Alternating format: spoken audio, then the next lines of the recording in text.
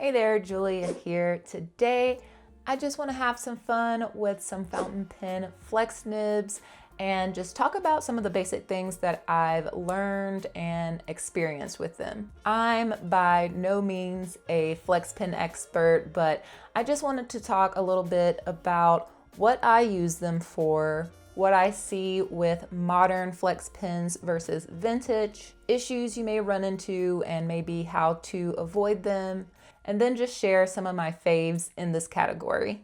So a flex nib, what is it?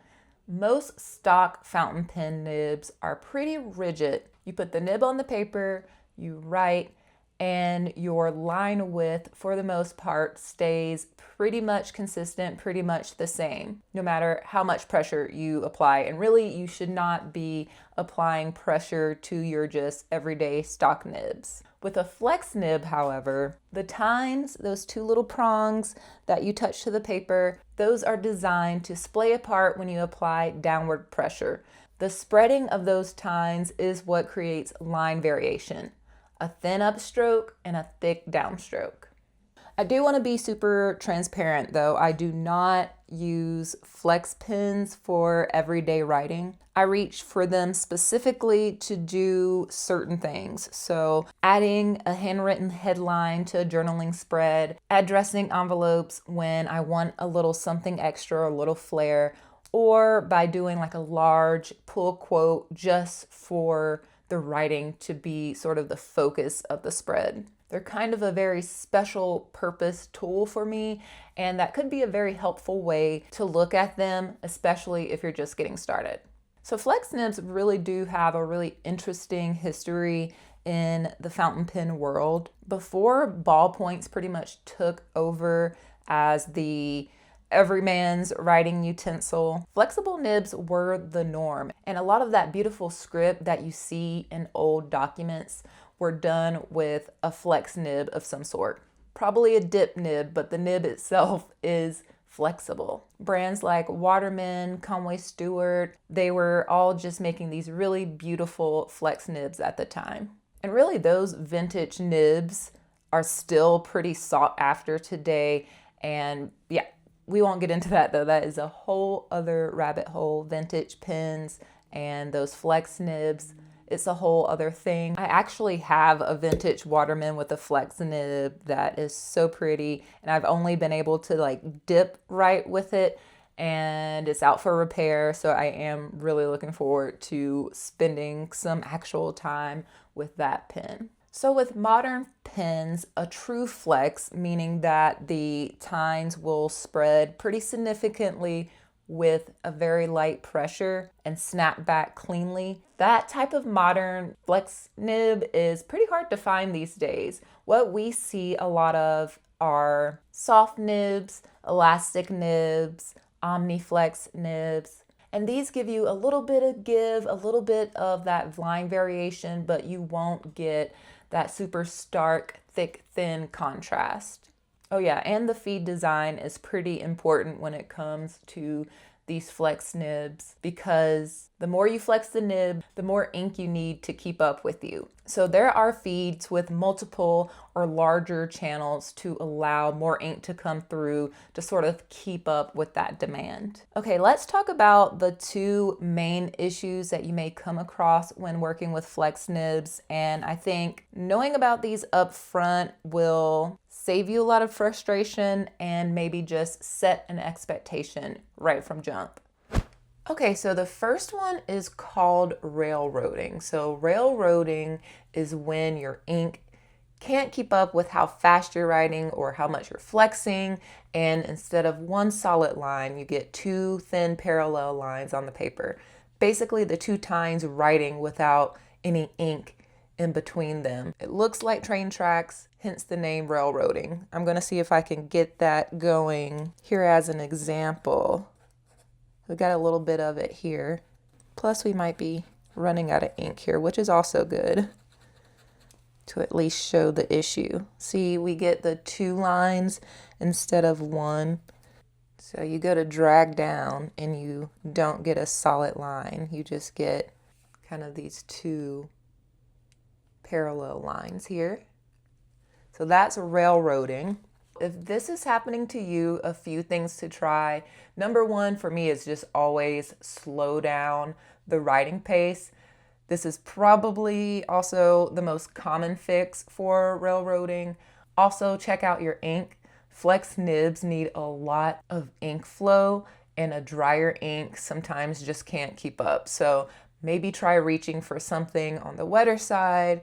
And honestly, if you're new to writing with Flex, start with a lighter pressure and then work your way up as you get a feel for it and get more comfortable. So just slowing down.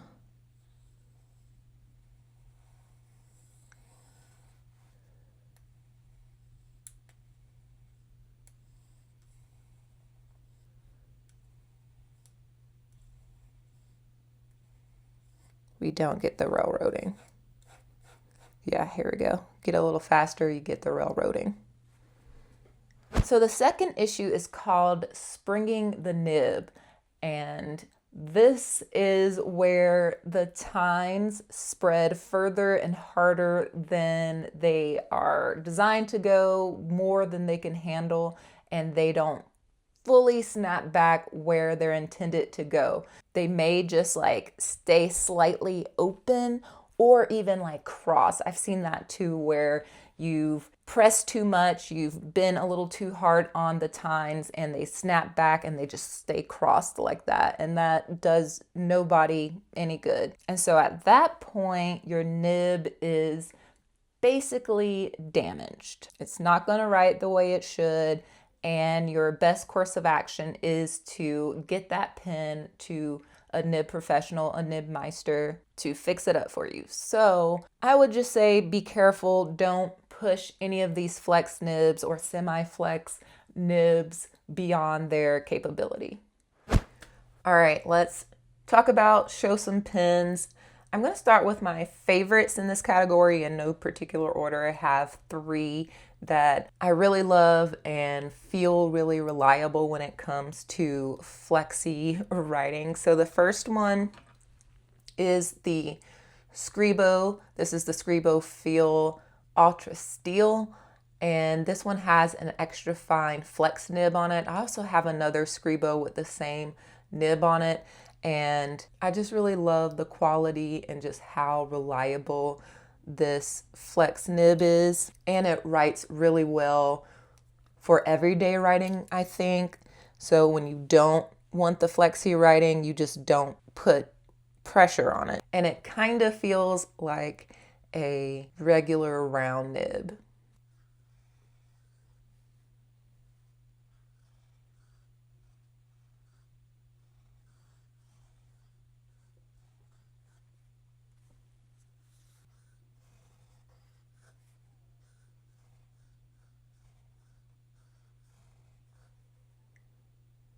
And I like the extra fine flex just because the upstrokes just feel really thin, and this just feels like more usable in an everyday scenario, in my planner, in my journals and things like that. Like, it's not super duper wet, it's not taking up a whole bunch of space.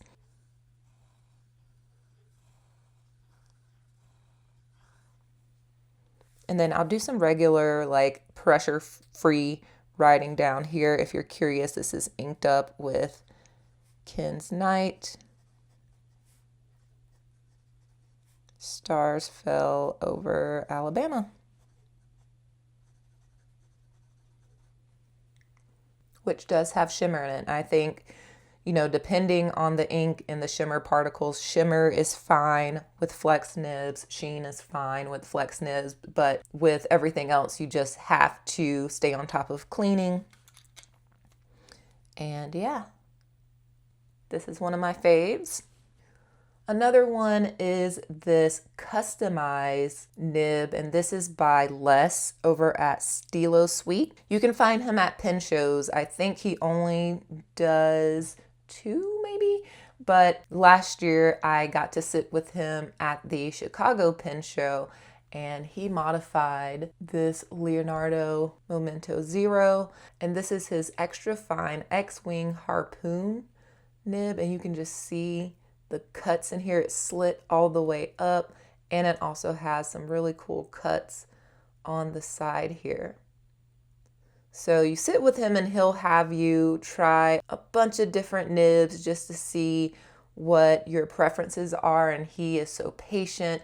And even if you think like, oh, this has got to be it, he'll still be like, try this one just in case. And at least right now you cannot just have him do the nib for you. You have to get the pin as well, and the nib is affixed permanently in the pin. I did try to unscrew it out because I am a nib swapper. But even so, this is a gorgeous, beautiful Flex Nib. And shout out to Wendy Sue of Fountain Pen News for letting me try hers at the Colorado Pen Show a couple of years ago and gave me the lowdown on this.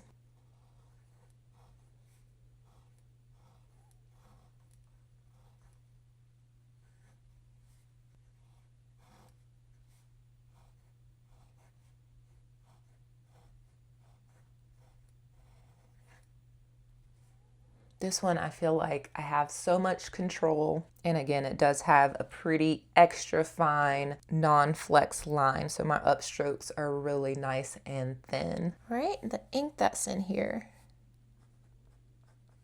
Look how just normal that looks.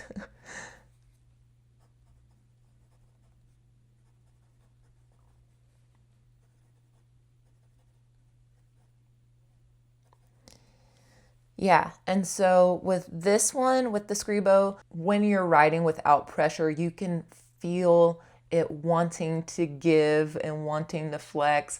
And so you do a little bit feel like you have to fight the flex a tad bit, but with this one, you just don't have to fight the flex. You can write normally. I am probably going to leave this inked actually because it's just so good. Another one of my favorites that I've had inked up for months and months, and I just recently uninked it just to give it a little break. But this is the Pilot Custom 912, just black and silver trim. And this has the FA nib. So the FA nib and the Falcon nib are not the same. Just keep that in mind. If you're like looking through things, it does get a little confusing. So this is the nib that you'll find on a Pilot Falcon, which is the name of the pen, and this is a soft fine. So this will give you a little bit of, softness when you write, but it's not technically a flexi writer. You can give it a little bit of pressure, but the FA nib you'll see has those little cuts on the side, so you can definitely give it a little bit more pressure than you can a soft nib. But man, I love this one. I think all along with these flex pens, I'm trying to find a fountain pen version of this Tombow Fudenosuke pen because it is my favorite little flexi non-fountain pen that I use still all the time. Probably my most used pen, but I'm basically trying to get this experience in a fountain pen, and this is pretty close.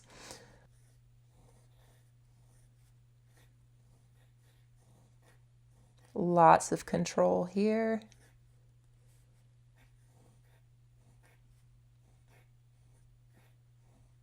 Oop, there we go. There's some railroading because I was getting too fast, I think. Yeah.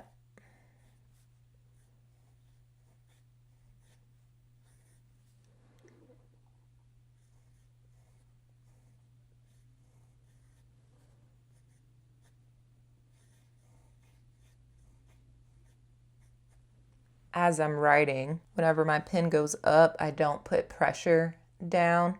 And as I come around and come down, I start putting a little pressure, and I come around, come up, no pressure, come down, pressure. And it's a good thing to maybe, like if you're practicing this, to do these little S's.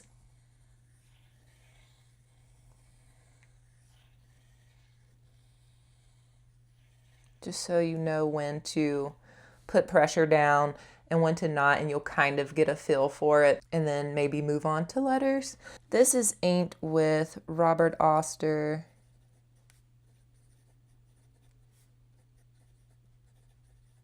Taiwan Blue.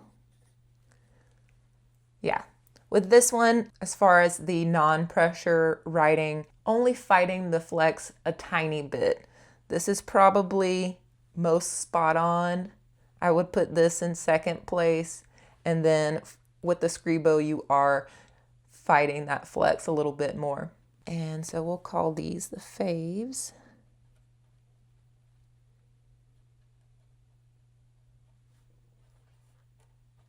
And just some other ones that I wanted to show you that I do use in rotation from time to time. This is the Magna Carta MST in black opal. This is a 14 karat fine flex nib. Their pins do come with a flex nib. However, they are JoWo compatible, so you can screw this out and put something else in it. Actually, this is inked up right now in my monthly rotation, but with a sailor nib. And so maybe I'll leave that currently inked video for you up here and all of that. But I did take out the nib unit and the cartridge and replace it just for this flex demonstration. But then I'm swapping it back to my sailor nib after this. But anyways, this Magna Carta nib, you probably would not know just from looking at it that it's a flex nib, but it is very springy, very flexy, and you definitely have to take your time with these flex nibs, especially when you're talking about railroading and or springing the nib, just because the nib does move around a bit more on the page. We got a little bit of railroading here. I'm almost out of ink. This is Diamine Masquerade. But yeah, that's pretty much why this one isn't in my favorites as far as the flex nibs that I have, just because it takes a little more caution and care. There we go. But once you get it going, it is really nice, and the flex really feels like a true flex. And they say that, you know, it's the only true flex modern pen. It's a marketing thing, I think, but still, there aren't many modern pens that do this in this way.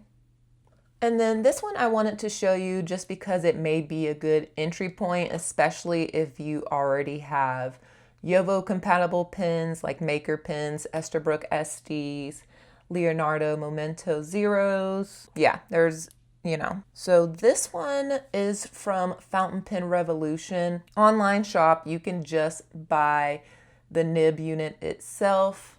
I have a few, and I can't remember if this is the Ultra Flex or just the regular Flex, but you can see it's an extra fine nib here. And it does have flex, so FPR Flex, and it's a dual tone. You can see the cutouts there, and it is, like I said, JoWo compatible. So I just screwed this into this pen by Jonathan Brooks at Carolina Pen Company. This is Colorverse Korea Turtle Ship. So very lovely as far as thin to thick. Again, there's our railroading. You want to keep it slow and controlled, but here we go again. A great way to kind of learn to deal with issues that you are going to see as far as railroading, and hopefully not springing the nib, but railroading is kind of like the main thing that you will see. And this one isn't in my favorites, mostly for the same reason as this. It just takes a little bit more care. The nibs aren't as consistent, I find. And so, yeah, the round writing is really nice with this, and you don't have to fight the flex as much. And then I'll just show you a couple of these elastic and soft nibs. I know that we covered that a little earlier, but just wanted to show you here. This is the Banu Euphoria and Blueberry Sorbet, and this does have the elastic fine nib on here, so you can see the little cutouts which is lovely. You can also see all the ink on the nib, but we will not get the same type of flex. And this is me putting more pressure than I have with any of these other pens, and I'm still not getting the type of thick, thin contrast, which, you know, may be a way to start if you happen to have one of these elastic fine nibs, to just get into the motion, into the practice of putting a little bit more pressure as you're going down, but you kind of won't get the same kind of payoff as you get with some of these other nibs. And then this is the Pilot Custom 74. This is in the Lavender Fog colorway, I do think it is. It is a fun little match with my nails, but this has a soft medium nib. So we're gonna get a thicker line here. We don't have any cutouts or anything. We just have SM on the nib, which means soft medium. And so you will be able to press down just a little bit. Can't go crazy, but I think this one does a good job too at giving you a little something to work with, especially if you keep it lighter on the upstrokes. So yeah, we do get a little bit of variation here.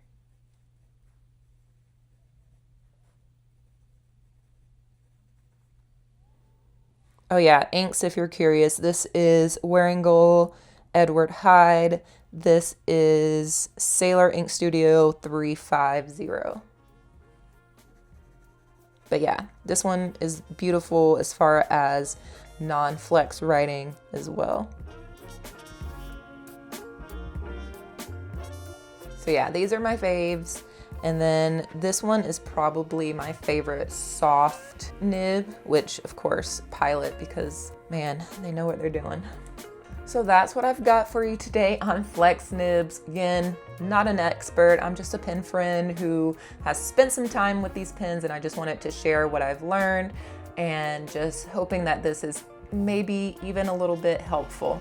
If you have any questions, drop them down in the comments. I'm happy to talk through what I can. Also, please share your own experience with flex nibs. I'd love for the comments to be a resource for anyone who's interested in giving them a try. Thanks for watching and hanging out. Subscribe if you haven't, and I will catch you all in the next one.